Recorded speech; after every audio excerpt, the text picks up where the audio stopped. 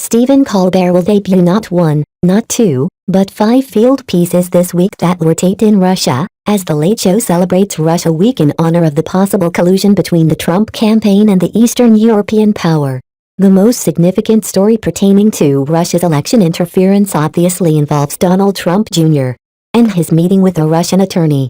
They never met with Russians, but it turns out they did, Colbert said at the start of his monologue Monday. But all they talked about was adoption, but it turns out they talked about colluding. But the one Russian did not give them any documents, but it turns out she did. And it wasn't one Russian, it was 5. This is the first time a Trump has lied about having a smaller crowd size. Right?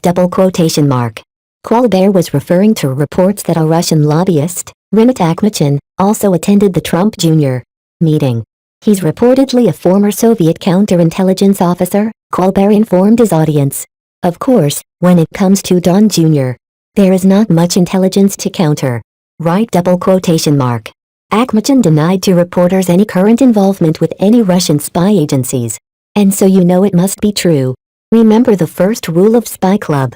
Tell everyone you're in Spy Club, Colbert joked. The number of people who attended the Trump Jr. meeting continues to go up. At first it was 4. Then it was 5. Then we found out there was also a 6th person, Colbert said. 6. That's more people than are working in Trump's CPA. Who was this 6th person? We don't know. I'm guessing the guy who had to keep bringing in chairs to the conference room.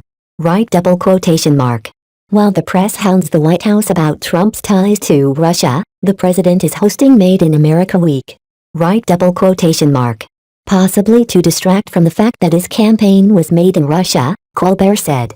Before Monday's show started, Colbert addressed his audience from Moscow. He wondered if the U.S.